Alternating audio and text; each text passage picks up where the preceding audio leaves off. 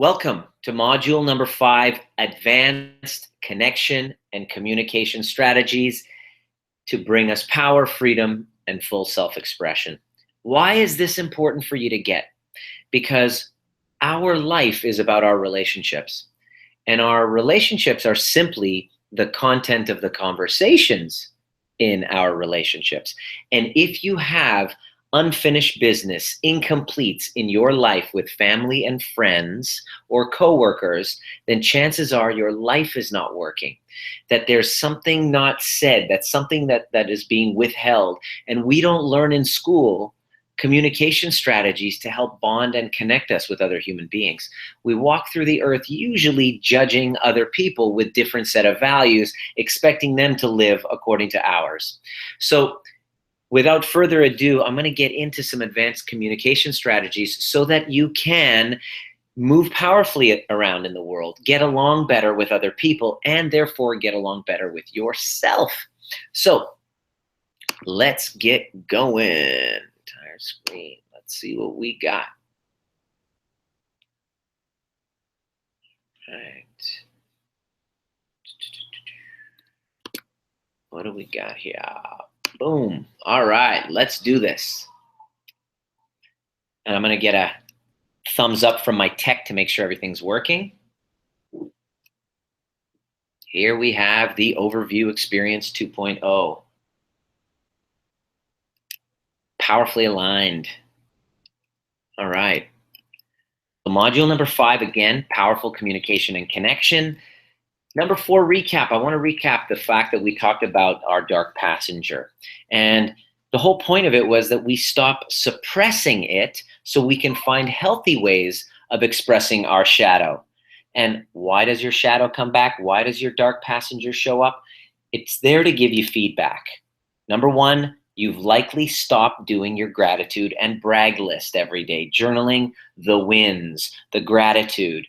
Most times I have someone on the phone, things aren't working well. First thing that I say is, are you doing your gratitude and your morning rituals? And they say no. So that's the first step. It shows up to let you know to get back into that. You've put self-care, which is sleep, food, affirmations, morning rituals, all the gratitude stuff, you've put it on the back burner. So it's giving you feedback about that and that you're off course with your mission. Basically, you're making it about you. You're making it all about you. And number 4, you've gotten cocky, elated, and assuming that you've made it. So really, it's all about feedback.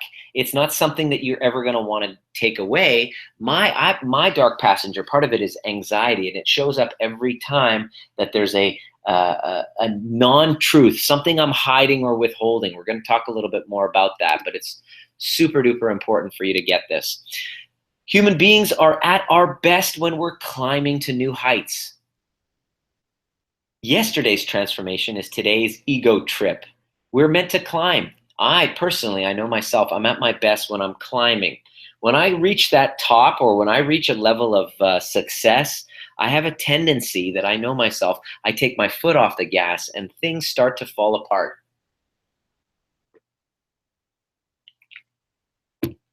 Excuse me. We lose sight of what actually got us there. And as long as I'm climbing, then I personally feel like I'm at my best. And when I feel that I've reached there, my ego gets the better of me, that's when the dark passenger shows up to remind me that, you know what, still got a lot of work to do.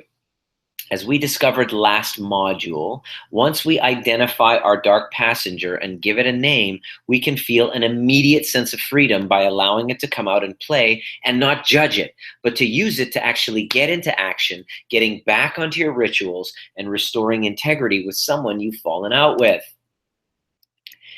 So let me talk about restoring integrity. Why is it so important? Whenever you feel like you're lacking power, whenever you feel like you're off or you've been slipping, restoring integrity is your access point to power. It 100% is, which is a declaration to someone where you've been inauthentic. So when integrity is restored, you feel a sense of lightness, wholeness, and a regained completeness where the connection was once broken. Restoring integrity is the foundation to healing and renewed emotional freedom. It is your access to power every single time you feel like you're slipping. Now, I don't care how mentally tough that you are. If you have broken ties with another human being, it's a sad feeling. And once you regain it and that affinity and love comes back, it is a rejuvenated, recharged feeling of bonding. That's oxytocin. And restoring integrity is super duper important to our progress, our health, our feelings of fulfillment and achievement.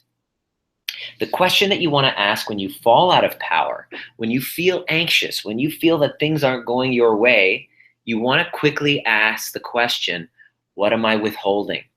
What am I acting, pretending, or lying? Where am I not being real?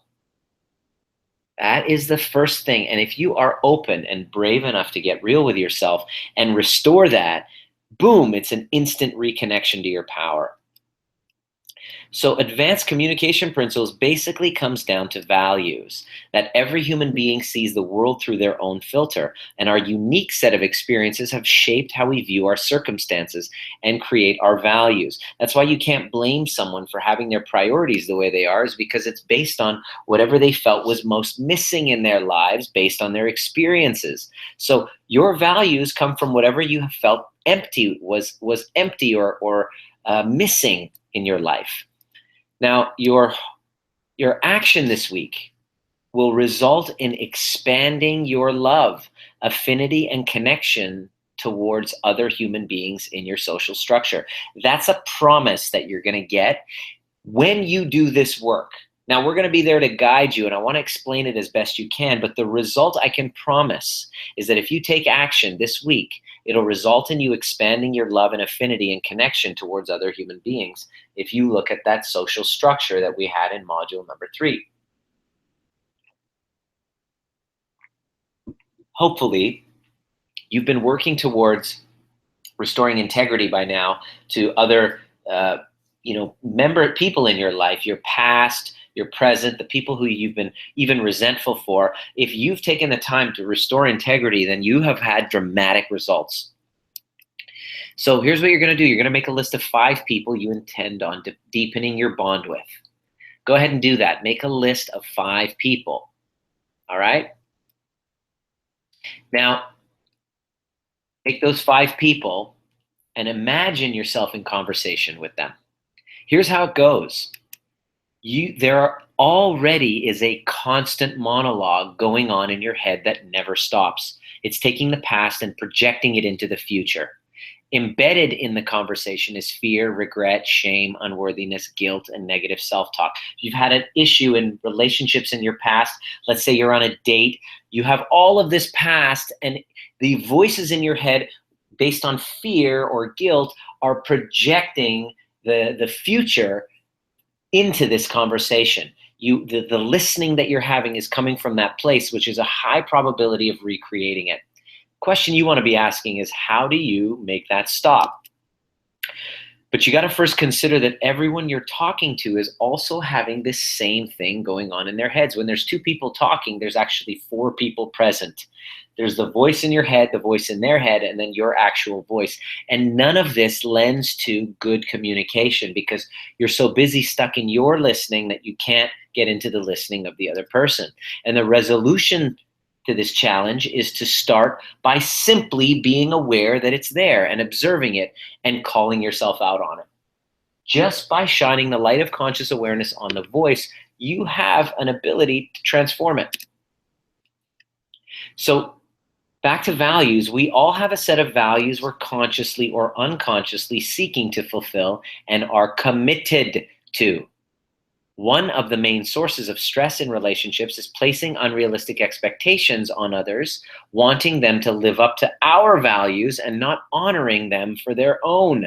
So it's a delusion we have when the other person's got to live according to our values. We project onto them, we say, why don't you prioritize what I prioritize? Or we do it to ourselves. We go, oh, I should be doing something else. These are all, as we saw in module number 2, they're delusions. They're unrealistic expectations that we place on other people, expecting them to live a life that's not truly theirs. Once we honor them for who they are, who they're being, it opens the door for us to honor ourselves, and it vice versa. Once we honor ourselves for our values, we can love and honor other people for their values. That's the key to connection and communication, is an awareness of the other person's values. So the secret to a powerful relationship between two people that's lasting and fulfilling is when two people are clear on what both they and the other person are committed to, and both are working towards helping the other achieve it. More on that in just a second. Let's talk about values for a minute. So let's go back to that list of the 5 people that you've written down that you want to deepen your bond with. All right? List what their values are. What is most meaningful to them? So write their names and then write down what's meaningful to them. If you don't know, there's a good way of finding out. First of all, it means you're not paying attention. If you don't know the closest people closest people to you, if you are not aware of their values and what's most meaningful to them, you're pretty much blind and unconscious. It's important for you to really know what your loved ones are dedicated to, because that way you can create, conversation. You can create bonding and really create a greater possibility for both you and them when you know what's both meaningful to you and them. So that's your homework. How do you know? Let me just go back here. How do you know what their values are? You can take a look at your social media pictures, the profiles in your social media pictures, profile pictures, and the posts that you put really give a demonstration of what their values are. What do they spend their money on? What do they love most about themselves? What is their greatest trait? What's their greatest asset? What is it that they spend their time doing? That's what's most meaningful to them. And we're going to start by releasing the expectation or the need for us to control their values. And we're here to really honor them for having their values. So why? Because by putting yourself in someone else's shoes and understanding what they are committed to, you'll be able to empathize and truly understand how they feel and perceive things. And your communication becomes powerful.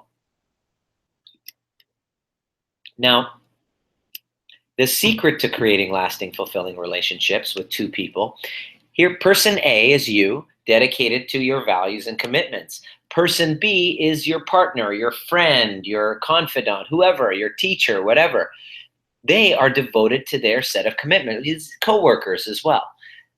Person B is devoted to their set of commitments. How to create powerful relationships that are cohesive is person A is as committed as B is to B's commitments. If that's the case, the person B, the other person, will want to keep you around. A becomes extremely valuable to B, the other person, and they perceive that you're on the way to achieving what's most meaningful to them, and vice versa. If the other person can show you that they are just as committed to your values, your goals, what's meaningful to you as you are now gonna, the walls, all the boundaries start to fall, and you feel an open-hearted sense of connection with that person. If you feel they're in your way, boom, all of a sudden that shifts, and now the walls come up and the connection is broken energetically.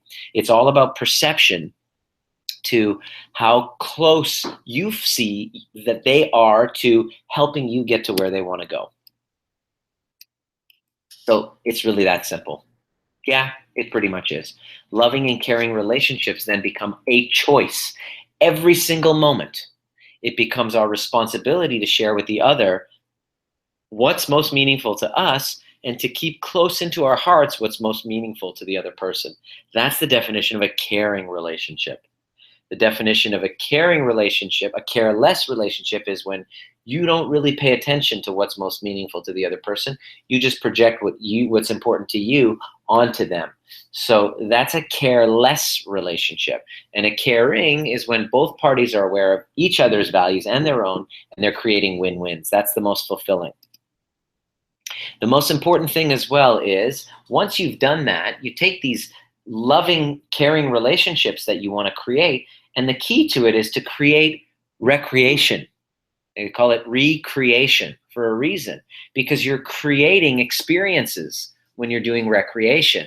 You playing a sport, you doing mountain climbing, you're hiking together, you're going to the fair, you're recreating the present moment. You're recreating your relationship. So recreation is super duper important. So that's going to be the key, is really finding those 5 people and creating recreational activities. Doesn't have to be expensive. You don't have to take lavish trips if you don't want, although those are highly recommended with the people that you care most about. But recreational activities with the people that you care about. It's awesome. So advanced communication strategies. What do we do? First of all, you recreate with them. You do fun things that are recreational. But when you're communicating with another human being, it begins with listening. I can't believe, I'm embarrassed to say that I took courses in listening and communication this past summer because I admittedly sucked at it. It was just waiting for my turn to speak. That's how most conversations occur to people, is people are just waiting to speak. People aren't really used to having somebody really getting them. And here's how you get them. These advanced communication strategies are key. It begins with listening. What is it that they're saying? And this concept of labeling, which you'll kind of read more about or listen to more about when I give you the link, as you follow the link below, to listen to Chris Voss, who's an FBI agent. He was the top hostage negotiator for the FBI. He's now teaching companies how to negotiate and communicate properly. But he talks about this concept called labeling, that people, when they're listened to and you label what they're going through and repeat and mirror what they're saying, you then bond and create harmony.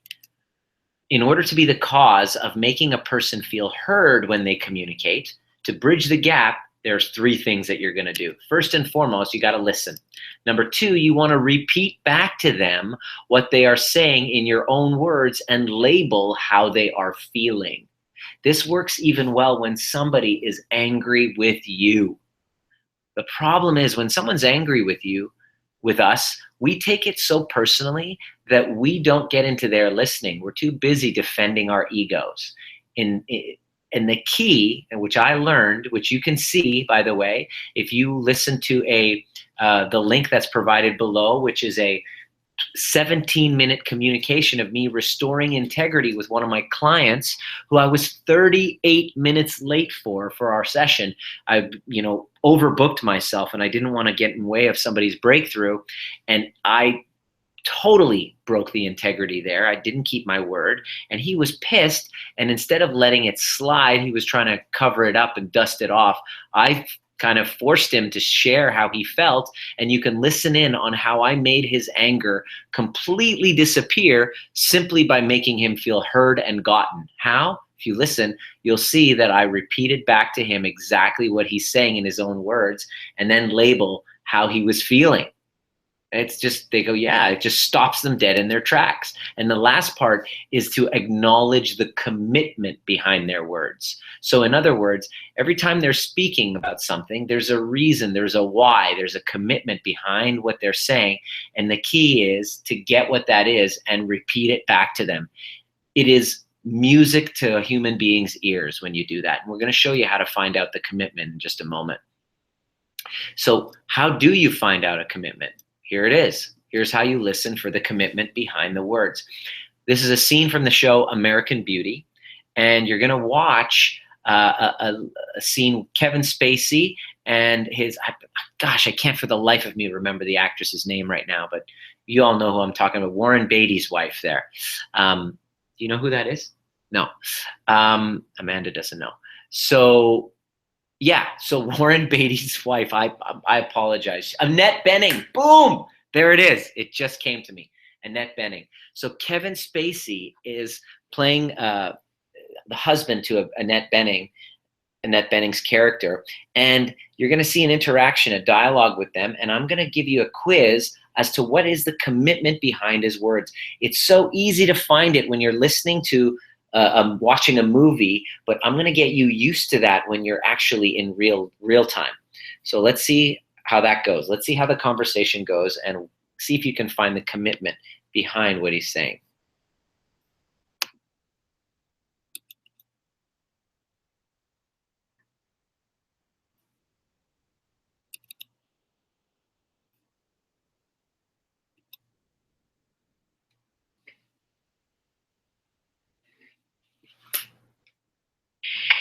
Here, let me start that again here.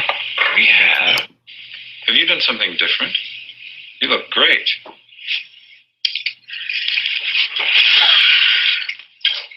Where's Jane? Jane not home.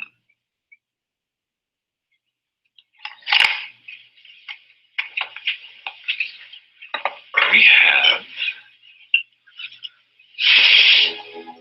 the whole house to ourselves. Christ, Carolyn. When did you become so joyless? Joyless? I am not joyless. There happens to be a lot about me that you don't know, Mr. Smarty Man. There's plenty of joy in my life. Whatever happened to that girl? Who used to fake seizures at frat parties when she got bored. Who used to run up to the roof of her first apartment building to flash the traffic helicopters. Have you totally forgotten about her? Because I haven't.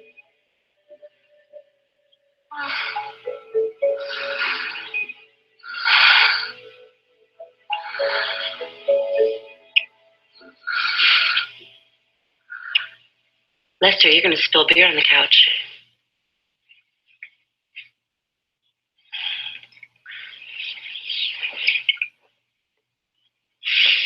So what? It's just a couch. This is a $4,000 sofa, upholstered in Italian silk. This is not just a couch. It's just our couch! This isn't life! This is just stuff. And it's become more important to you than living. Well, honey, that's just nuts.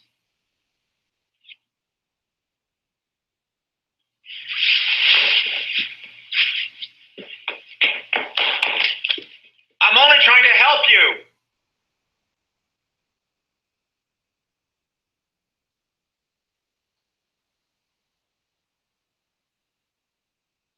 All right.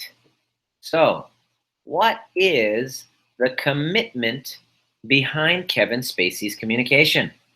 What is he really committed to? Number one, A, he just wants to have sex. B, he misses her and is trying to truly live. And he's trying to be mean and insulting. Or D, he's pointing out her flaws. Answer? See, it's easy for you to look and see the commitment behind his words, that he's truly missing her and helping her regain that old fire that she used to have. He misses her and he's trying to truly live. So basically, the only way to find a commitment in the communication with somebody else is you have to remove your emotions from the situation and get conscious. You want to listen at a deeper level. Most of the time, we are so busy defending ourselves in an interaction that we don't get in the listening of the other person to find out what the commitment is. But this week, for your homework and hopefully beyond, you're going to turn it on whenever you like, which I hope is going to be as often as possible, to be able to get in the listening of other human beings so that you can get their commitment of what they're saying and see what opens up. So basically, it looks like this. I can really see that you're committed to blank. So it's really what Annette Bening's character could have said at that time is, you know, I really I get that you see that I'm not really the same person that I used to be. And I can really see that you're committed to having us have a deep, fulfilling relationship that's really living again. I can see you're committed to having me return to the old me. That's what Annette Bening's character would say if she was really paying attention and not really taking it as an insult, as a personal insult, and completely getting into her own listening. So this is the key to understanding. It's in the listening to the underlying meaning and commitment, not just hearing the words. What are they really committed to behind what they're saying? This is what you're going to start practicing doing. So you're going to get clear on your commitment in the interaction with these other people. It'll help you recognize this in others and be more open and awaken yourself and awake yourself. So really know what you're committed to, and then pay attention to what the commitment is for their communication. And before every important interaction, it's wise for you to reconnect in the being of who you're creating. Get clear on your mission statement before all communication interactions. You must be conscious of your role in the relationship if you really want to foster deeper, meaningful relationships, and be connected to your highest version in order to make your intention possible. In other words, you need to be the cause in the matter. In any relationship, it only takes one conscious person who can really create a win-win and get what they want while giving what the other person wants. So your action step basically is to listen to this podcast. Another action step, listen to this podcast interview, the link is provided below, of one of the top FBI hostage negotiators, Chris Voss, sharing how he disarms hostile people, usually ransom, kidnappings, hostage takings, that kind of thing, using labeling and empathetic listening. It is a compelling interview. I'd love for you to listen to it. That's why I provided you with a link. So, interestingly enough, when we're communicating and you're in a party or in a social situation, people are so much in their own heads that being really completely understood by another human being is extremely rare, because we're already listening to the voices in our own heads. When you're aware of this and you choose to listen this way, you create and provide powerful presence with your loved ones. It is so rare. They will say things like, I can't believe nobody's ever listened to me like this before. I've never been gotten by anyone like this before. In fact, in all of your enrollment calls and your discovery calls to enroll into this program, the only way that you were able to really make that leap was because I got into the listening of what was priority to you, what you were committed to, and show you that I was equally as committed to getting you to get your results. Now, there's a whole lot of shit ton of work that you need to do, and I'm here to help push you along with the coaches, but the only way that this is possible for us to work is if I showed you that I really got you. And that starts with listening, recreating, relabeling, repeating, and then getting the commitment behind what the person is saying. Gives you powerful sense of presence and alignment. So what you're going to do is you're going to set up and attend a social gathering. You're going to set one up like a party at your place, or you're going to attend a social gathering. You're going to get out there. You're not going to be isolated. You're going to be aligned with other human beings, getting into their listening. And the way that you stop the voices in your own head is if you get into the commitment of the other people and really enroll them, or your conversations are either contracting or expanding. So you want to expand the possibilities that you're creating with these people by getting in there, listening, and getting their commitment and projecting it into the future. So you want to pick a group of people you really want to bond with and really exercise this, and you really want to flex these bonding and connecting and communicating muscles. You want to listen, understand, and label what they're saying, and share with them what you truly hear, and repeat back to them what you feel the commitment is behind what they're saying.